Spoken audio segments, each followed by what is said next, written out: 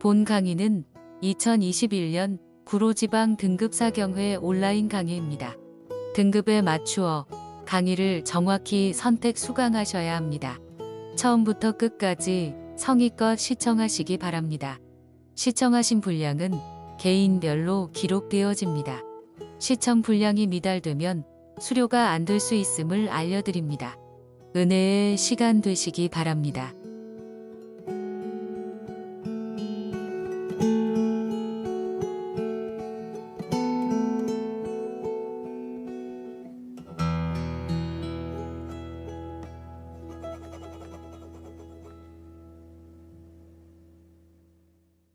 구로지방 등급사경의 6년급에 오신 여러분을 환영합니다.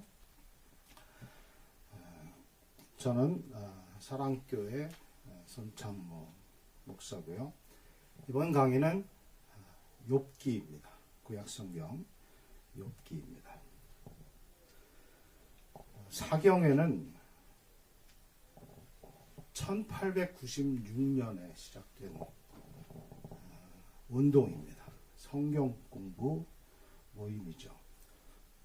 처음에는 언더우드 선교사가 자기 집에서 7명의 학생을 모아놓고 성경을 공부하면서 시작했습니다. 우리 감리교는 원산의 하디 선교사께서 1903년 2명의 선교사들과 함께 성경을 공부하다가 원산에서 원산 부흥 운동으로 발전했고, 이후 1907년 평양 대부흥회로 이어진 것입니다. 우리 구로지방 등급사경회는 2016년 새로운 교육과정으로 개편되었습니다. 기존 6년급의 과정을 마치면 수료를 하게 되시는데요. 사실 2016년부터 올해 6년급인 여러분은 이번 과정을 마치면 수료를 하시는 게 맞습니다. 하지만 새로 개편된 교육과정에 의해서 한 번 더 6년을 하셔야 정확하게는 12년 교육과정을 이수하는 것이 됩니다. 그러면 신구약의 모든 과목을 한 번씩, 때로는 겹치긴 하지만 마치게 되는 것입니다. 현재 6년급이 여러분은 저와 2018년, 19년, 그리고 이번 2021년 3번, 정상적으로 2016년에 시작하신 분은 저와 3번에 걸쳐 강의를 맡게 되었고 함께하게 됐습니다. 근데 한 가지 죄송한 것은 2019년에 여러분이 4년급에서 욥기 과목을 이수하셨을 것입니다. 그런데 왜 또 2021년에 다시 6년급에 욥기가 있느냐고 반문하시는 분도 계실 겁니다. 이것은 저도 사실은 이번 학기에는, 이번 연도에는 과목이 없었지만 이렇게 한 분의 목사님이 이임하시면서 저도 갑자기 강의를 맡게 되어 사실은 많은 준비를 하지 못한 게 사실이고, 여러 가지 절차상의 하자가 있으면 먼저 죄송스럽게 생각합니다. 2016년부터 새로운 사이클의 교육과정에 의해서 이번 6년급을 이수하신 여러분은 또 새로운 마음, 사실 등급사경회를 매년 이렇게 참석해 보면 한 번 이수하신 분, 2번 이수하신 분, 심지어 3번, 4번 빠지지 않고 참여하시는 분들 만나게 됩니다. 그만큼 우리 감리교회에서 이 사경회는 가장 전통과 역사가 있는 그런 프로그램이라는 것이 확실합니다. 여러분과 함께 공부하게 될 이 욥기는 성경의 구약 부분에 있습니다. 구약, 신약으로 나눠지는데요. 화면을 보시면 예전의 성경 기억하실 것입니다. 요즘은 금태를 두른 성경이 많이 판매되지만 예전에는 저렇게 빨간색, 검정색 표지에 빨간색, 그리고 위에서부터 아래로, 오른쪽에서 왼쪽으로 이렇게 쓰여진 책을 이렇게 구입해서 사용하신 적이 있을 겁니다. 그 구약과 신약이 예수님의 보혈로 우리 검은 죄가 씻겨졌음을 상징하는 그런 의미를 가지고 있던 성경책이죠. 그 구약은 율법서와 역사서와 시가서와 예언서로 나누어졌고요. 신약 성경도 사복음서와 역사서와 서신서와 예언서로 나누어져 있습니다. 그 가운데 욥기는 시가서, 시와 지혜서가 모아진 이 부류에 속합니다. 사실 구약 성경은 히브리어로 되어 있던 성경인데 24권의 두루마리로 보관되어지다가 그리스어, 헬라어로 번역되면서 우리가 잘 아는 사무엘 상하, 역대 상하, 열왕기 상하, 그리고 원래 5권의 두루마리로 되어 있던 에스더, 에스라, 느헤미야 같은 성경들이 분리되면서 현재 39권으로 편성되어 있습니다. 구약 성경은 일반적으로 좀 전에 보신 것처럼 율법서인 모세 오경과 역사서와 시가서라고도 하는 시와 지혜서, 그리고 예언서, 예언서에는 대예언서, 소예언서 이렇게 구분되어 있습니다. 이제 교재 여러분 가지고 계시죠? 47쪽의 내용을 보면서 함께 설명을 드리도록 하겠습니다. 욥기는 잠언, 전도서와 함께 소위 지혜서, 지혜의 말씀들에 속한 책입니다. 본래 지혜서는 인간과 자연 및 세상 만물을 지배하는 기본 원리들이나 원칙들을 연구하여 글로써 표현해 놓은 것을 말합니다. 따라서 지혜서에 포함되어 있는 각종 지혜는 인간의 지적인 활동을 총괄하는 것이요, 오늘날 우리가 학문이라고 부르는 것과 똑같은 것이라 할 수 있습니다. 이러한 지혜의 탐구는 이집트나 바벨론, 고대 근동 전역에 성행하던 보편적이고도 국제적인 현상이었으며 이스라엘도 예외는 아니었습니다. 구약 성서에서 지혜 사상을 취급하고 있는 책으로는 욥기와 잠언 및 전도서 등을 들 수 있습니다.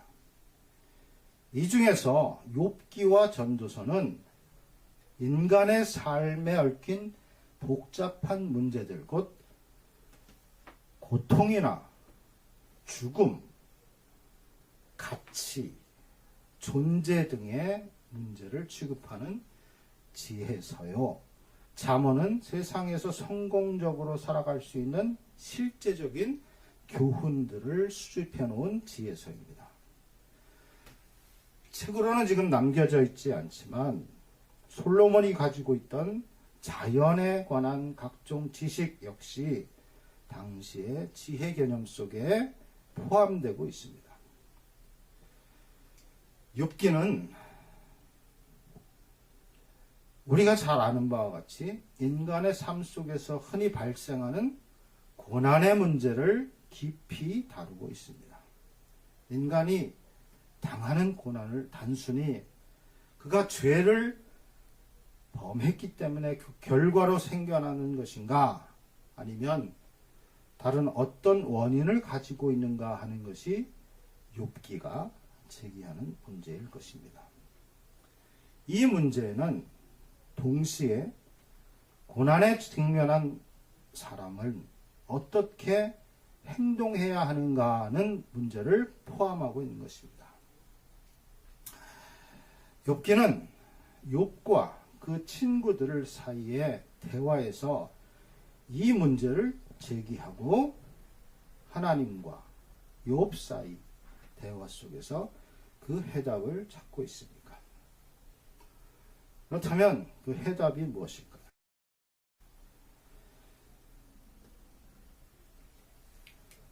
성경에서는 욥이 잃어버렸던 것이 있습니다. 물질, 재산이죠. 그 많던 재산. 그리고 자식과 아내, 친구와 같은 인간관계를 잃어버렸습니다. 심지어 건강마저 해쳤습니다. 이 모든 것을 상실로 본다면 하나님께서 그를 다시 회복시켜 주셔서 이전보다 더 큰 복을 받았는데 이것을 회복으로 설명할 수 있습니다. 불신과 실패와 패배의 인생이 믿음과 성공과 승리를 거둔 이야기가 바로 욥기입니다. 우리는 지금 너무나 소중했던 일상을 잃어버렸습니다. 코로나 팬데믹은 우리가 자유롭게 느꼈던 그 일상들, 우리 신앙생활에서 가장 기본이 되는 주일 예배, 성도들의 교제, 우리가 힘써 전도하던 이 모든 것들을 잃어버리게 했습니다. 지금 우리는 코로나 이후를 준비해야 합니다. 그것은 바로 하나님께서 우리를 새롭게 회복시켜줄 그날을 준비해야 하는 것이기 때문입니다. 욥기에는 많은 말씀들이 있지만 그 중에 우리가 대표적인 암송 구절은 욥기 8장 7절과 23장 10절일 것입니다. 내 시작은 미약하였으나 내 나중은 심히 창대하리라. 나의 가는 길을 오직 그가 아시나니 그가 나를 단련하신 후에는 내가 정금같이 나아오리라. 여러분은 어떤 말씀을 더 좋아하십니까? 이렇게 말하면 안 되죠. 하나님의 말씀은 다 좋은 말씀인데 어떤 말씀을 선호하시느냐라는 것입니다. 좋아한다는 것과 선호한다는 건 같은 의미이지만 그러면 익숙한 것이 어떤 말씀일까요? 당연히 내 시작은 미약하였으나 내 나중은 심히 창대하리라는 이 말씀이거든요. 저도 참 이 말씀으로 새롭게 개업을 하는 성도들에게 액자를 선물했던 기억이 납니다. 그분들이 다 성공하고 정말 심히 창대해졌으면 하는 그런 소망을 지금도 갖고 있습니다. 그런데 사실 이 말씀은 욥의 말도 아니고 하나님의 말씀도 아닙니다. 욥의 친구인 빌닷의 말입니다. 빌닷의 말이 틀렸다는 말씀은 아닙니다. 이 말씀이 옳고 그르냐의 문제가 아니라 이 말씀보다 더 중요한 것이 우리의 신앙 고백이 되어야 한다는 것입니다. 이 말씀을 선호하는 것, 더 익숙한 것은 사실이죠. 마찬가지로 우리가 예수님의 말씀보다 때로는 바울의 말씀, 베드로의 말씀, 야고보의 말씀을 더 선호하고 좋아할 때가 있다는 거죠. 하나님의 말씀, 특히 예수님이 하신 말씀을 우리가 더 사모하고 그 말씀을 따르는 것이 사람의 말, 심지어 사단의 말, 입에 발린 말, 그 누구의 말보다 우리의 신앙 고백이 담겨져 있는 말씀을 더 사모하고 그 말씀을 따라야 한다는 것입니다. 욥기에는 많은 말씀들이 포함되어 있는데요. 욥기 1장 21절에 보면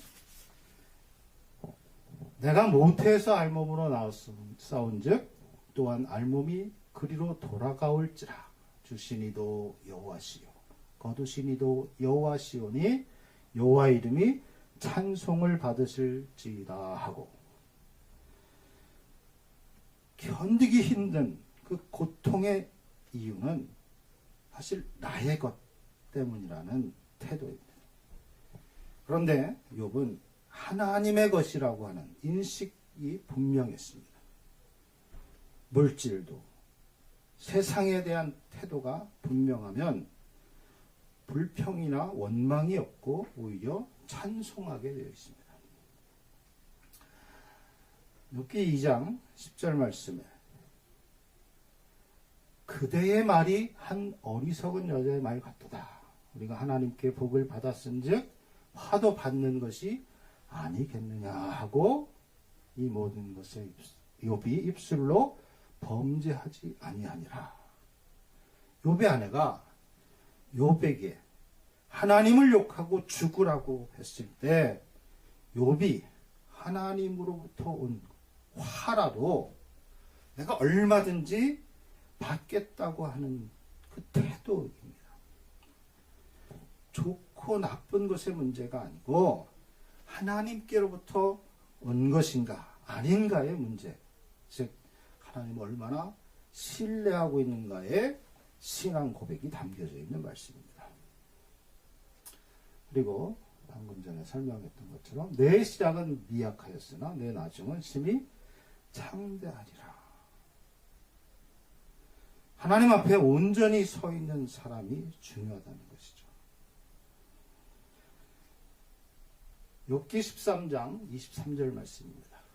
나의 죄악이 얼마나 많으니까 나의 허물과 죄를 내게 알게 하옵소서. 욥은 두 가지의 기도를 하고 있습니다. 21절에 진노를 거두어 두려움을 없애달라고 기도했습니다. 그리고 자신의 죄와 허물을 내게 알게 하여달라고 말하면서 그가 젊은 시절에 지었던 죄까지 깨닫게 하는 그런 말씀을 기도를 드리고 있습니다. 욥기 16장 19절에 지금 나의 증인이 하늘에 계시고 나의 중보자가 높은 데 계시니라. 하나님이 버리신다면 그 인과론이나 고난은 죄의 값이 아니라 이것을 분명히 하고 있습니다. 사실 20절과 22절에 나의 친구는 나를 조롱하고 내 눈은 하나님을 향하여 눈물을 흘린다고 하는 고백이 담겨져 있었고, 나의 증인이 하늘에 계시고 나의 중보자도 높은 곳에 계시다라는 고백을 함께하고 있는 말씀입니다. 19장 25절 말씀은 박해자가 변호인이 된다는 것입니다. 내가 알기에는 나의 대속자가 살아계시니 마침내 그가 땅 위에 서실 것이라. 나는 확실히 믿는다는 것입니다. 나의 변호인이 살아있습니다. 나의 대속자가, 나의 후견인이 마침내 땅 위에 나타나시리라고 하는 고백이 담겨져 있습니다. 욥기 23장 10절 말씀은 아까 말씀 드리려고 했던 것인데, 내가 가는 길을 그가 아시나니 나를 단련하시려는 내가 순금같이 되어 나오리라. 또는 정금같이 되리라. 이 욥기에 중심이 되는 성경 구절이 바로 욥기 23장 10절 말씀입니다. 왜 하나님이 고난을 주시는가? 욥은 하나님께서 나를 단련하신다라는 신앙 고백이 여기 담겨져 있습니다. 나의 가는 길, 지금 고난의 길이지만 그 길 끝에 하나님이 나를 단련하시면 내가 정금과 같이 정말 순도 100%의 100%는 없죠 사실 99.9%의 순금이 되어 정금이 되어 하나님 앞에 나아가게 된다는 신앙 고백이 담겨져 있는 것입니다. 28장 23절부터 24절 말씀. 하나님이 그 길을 아시며 있는 것을 아시나니 이는 그가 땅끝까지 감찰하시며 온 천하를 살피신다 하고 있습니다. 28절에서 지혜는 주를 두려워하는 것이고 명철을 악에서 떠난 것이라고 하는, 그래서 하나님을 아는 것, 나를 감찰하시고 나를 살펴주시는 하나님, 그 하나님을 만난 욥의 신앙 고백이 담겨 있는 것입니다. 욥기 34장 21절에 사람의 길을 주목하시며 사람의 모든 걸음을 감찰하신다고 했습니다. 23절에 하나님은 사람을 심판하시는데 오래 생각하실 필요가 없다는 거예요. 하나님은 이미 사람이 가는 길을 다 알고 계셔요. 이미 우리의 머리털까지 세실 정도로 자세하게 주목해서 감찰하고 계신다는 거예요. 욥기 36장 16절에서 하나님이 그대를 환난에서 이끌어내사 좁지 않고 넉넉한 곳으로 옮기려 하셨은즉 무릇 그대의 상에는 기름진 것이 놓이리라. 욥의 친구들은 철저하게 인과론을 얘기했습니다. 인과응보. 네가 죄를 졌으니까 하나님이 벌을 주시는 거야. 그래서 네가 지금 고통당하고 있는 거야. 그 고난의 원인은 너 때문이야. 원인이 있는 거야. 라고 하는 말을 계속했지만 욥은 철저하게 자신은 죄가 없다. 죄가 없다라고 강조합니다. 친구들은 죄가 있다라고 말하는데 사실 없다고 말해야 하는 그 마음. 사무엘상 16장 7절의 말씀에는 하나님은 중심을 보신다는, 겉모습이나 그 사람의 스펙이나 그 사람의 가진 것을 보시는 것이 아니라 그 속 사람, 속 모습을, 그 중심을 보신다는 말씀입니다. 하나님께서 하신 일을 기억하고 높이라. 잊지 말지니라. 인생이 그의 일을 찬송하였느니라. 하나님을 높이고 경배하는 이 경배와 찬양이 이곳에 담겨져 있습니다. 40절에 하나님이 이렇게 말씀하십니다. 내가 내 공의를 부인하려느냐, 내 의를 세우려고 나를 악하다 하겠느냐. 하나님의 연민이 담겨져 있습니다. 너희 무리, 너의 무죄함을 내세워 나를 죄인으로 뭘 작정이냐. 하나님의 탄원이 담겨져 있습니다. 비로소 욥이 회개합니다. 내가 주께 대하여 귀를 듣기만 하였사오나 이제는 눈으로 주를 배움나이다. 욥의 회개가 여기 담겨져 있습니다. 그동안 내가 귀로만 하나님의 말씀을 들었는데 이제는 눈으로 보는 것처럼, 이해는 할 수 없지만 주님의 말씀에 내 입을 막고 이제는 듣는 것에 그치지 않고 그 말씀을 보는 것처럼 확신하며 살아가겠다는 고백이 담겨져 있습니다.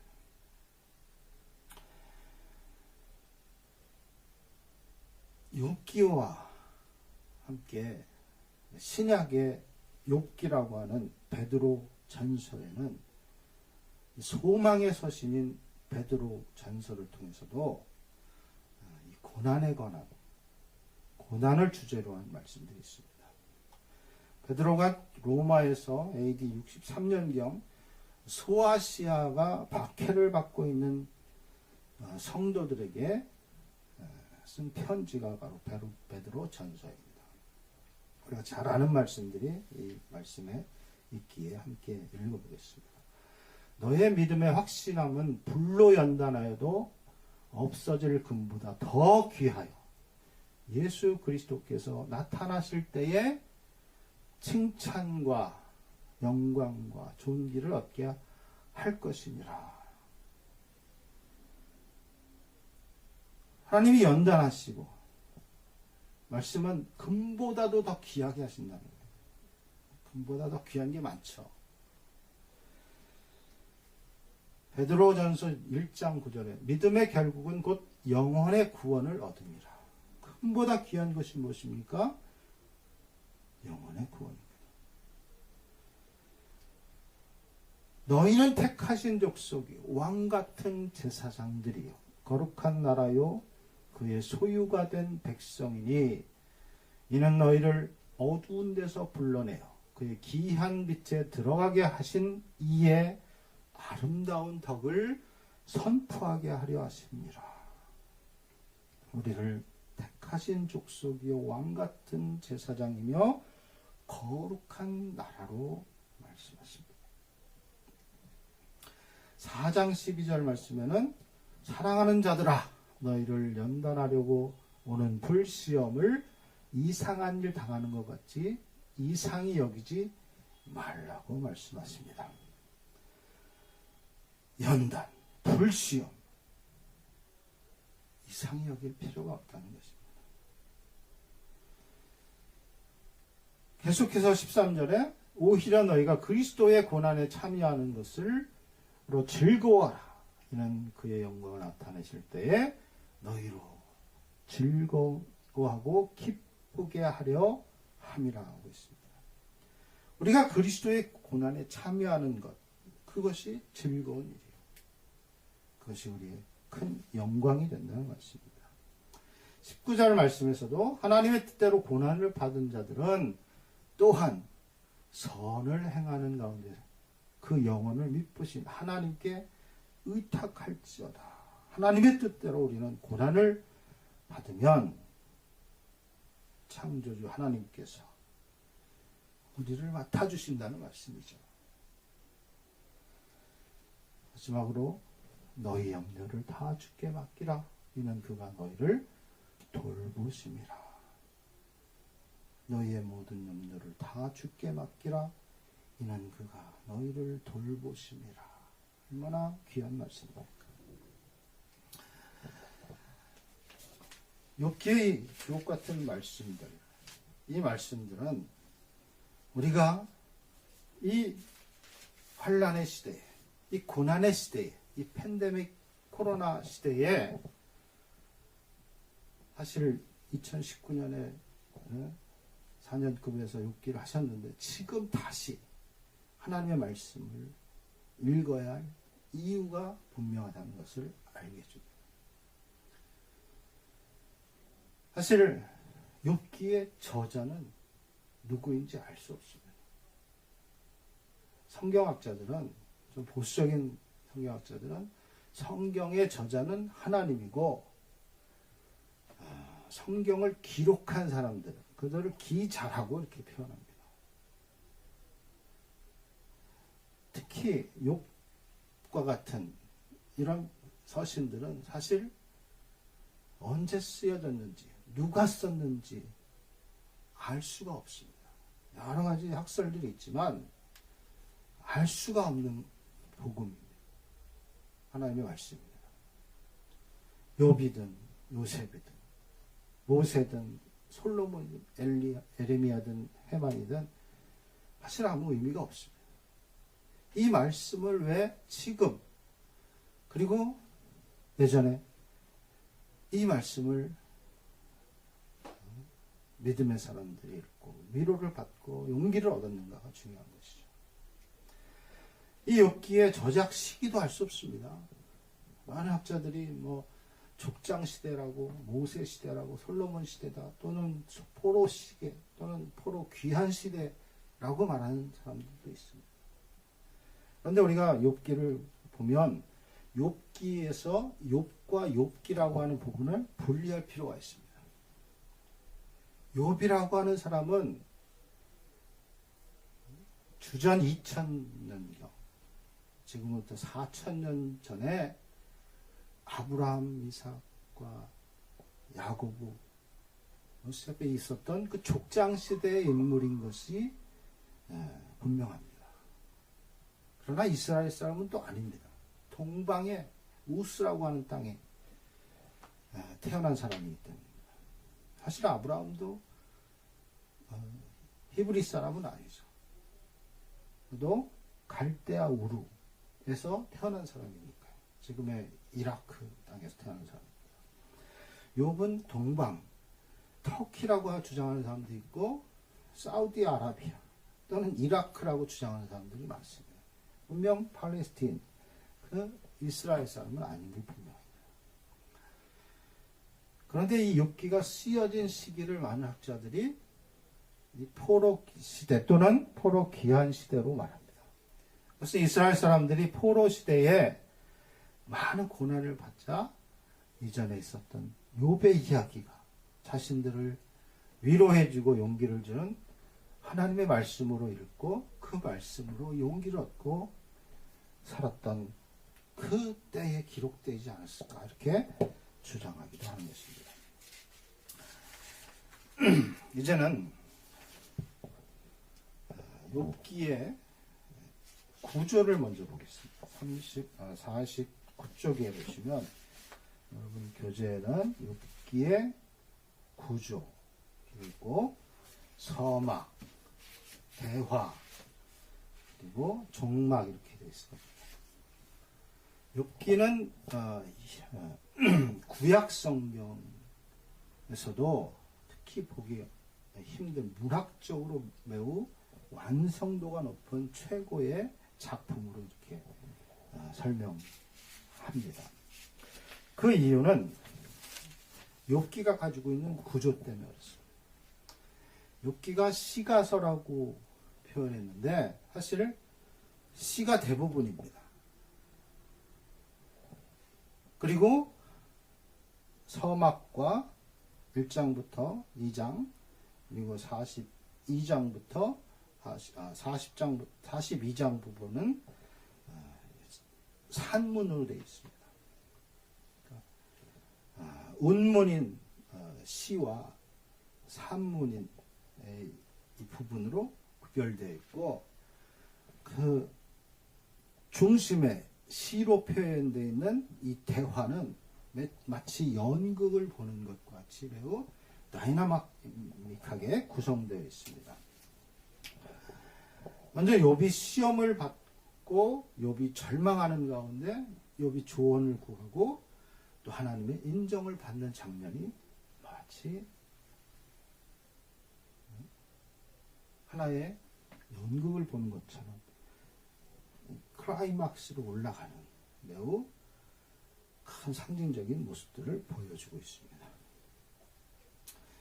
그 가운데 욥이 하나님을 향한 그의 믿음과 끊임없이 자신을 의롭다고 주장하는 것과 사이에 결국 하나님의 개입, 이 클라이막스에 하나님께서 왜 네가 고난을 받느냐, 네가 왜 이렇게 자신을 의롭다 하느냐, 그 모든 중심에 네가 들어있다는 것을 깨닫게 하시고 욥이 회개하는 장면은 매우 인상적인 모습을 우리에게 보여줍니다.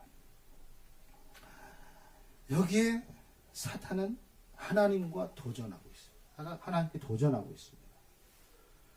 사실 1장과 2장에 가장 욥기의 핵심이 다 담겨져 있습니다. 그것은 천상에서 하나님과 사탄 그리고 많은 천군 천사들이 회의를 하는 이런 모습을 통해 이 욥기의 주인공은 욥이 아니라 하나님이심을 보여줍니다. 사단의 등장은 그 하나님에 대한 도전이고 땅에서 그가 욥을 괴롭힘으로 하나님이 틀렸다는 것을 증명하고 싶었던 것입니다.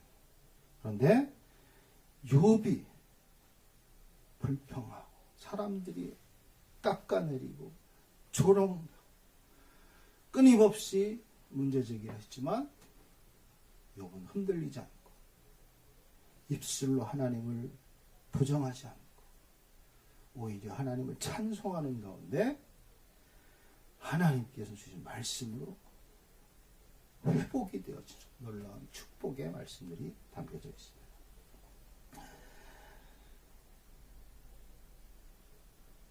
그 내용을 욥과 친구들, 3명의 친구들의 언쟁, 그리고 중재자로 나섰던 또 다른 친구 엘리후의 등장으로 매우 치루한 논쟁이 계속될 것 같은 그 연극에서 하나님이 개입하심으로 결국 이 모든 것이 완벽하게 하나님의 작품임을 보여주고 있다는 것입니다. 욥기는 죄 없는 의인이 왜 고통을 당하는가라고 하는 문제를 제기하고 있지만 사실 답이 없습니다. 소돔과 고모라, 의인 10명을 찾지 못했던 그 땅에서 의인이 없어서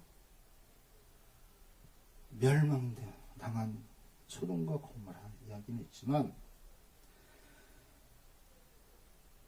분명하게 하나님께서 욥이 왜 시험을 당해야 하는가, 의인이 왜 고통을 당해야, 믿는 성도들이 고통을 당해야 하는가 답을 주지 있고 있지는 않지만 결론적으로 하나님께서 끝까지 믿는 성도들을 의롭다고 인정해 주시고 그들을 지켜주신다는 임마누엘의 하나님을 우리 만나야 합니다. 고난에는 의미가 있다는 것입니다. 전통적인 고난은 죄에 대한 대가였습니다. 고난의 신학적인 의미는 예레미야 애가에 등장하는데 하나님의 심판에 직면하여 죄를 깨닫게 하고 회개하며 조용히 하나님의 뜻을 따라 살도록 하신다는 말씀입니다. 하나님의 뜻에 순종하면 하나님께서 반드시 승리를 주신다는 말씀입니다. 마지막으로 욥기의 내용은 제가 2부에서 2편에서 설교를 통해서 자세하게 말씀을 드리도록 하겠습니다.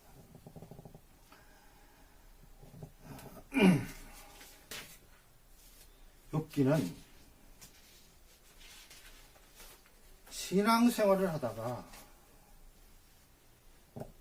고난에 부딪혔을 때 우리가 어떤 태도를 가져야 하는가를 말씀하고 있습니다.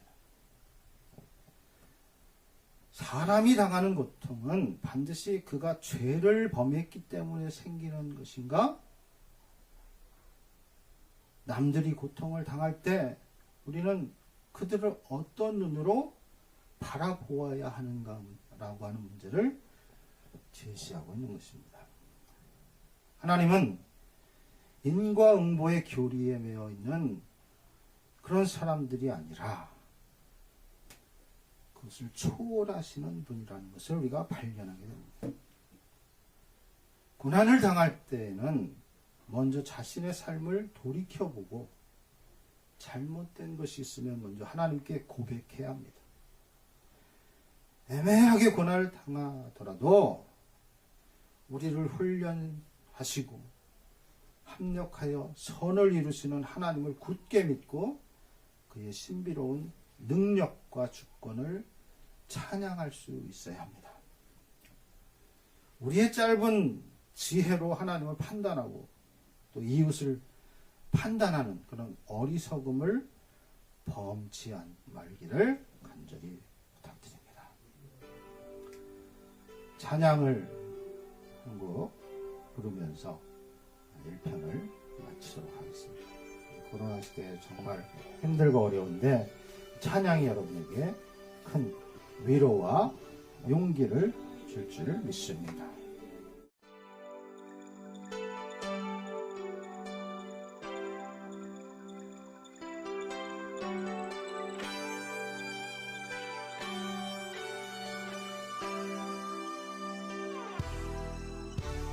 나의 가는 길 주님 인도하시네.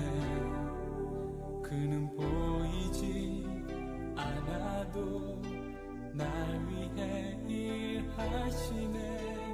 주 내 인도자 항상 함께 하시네. 그 사랑과 힘 베푸시며 인도하시네.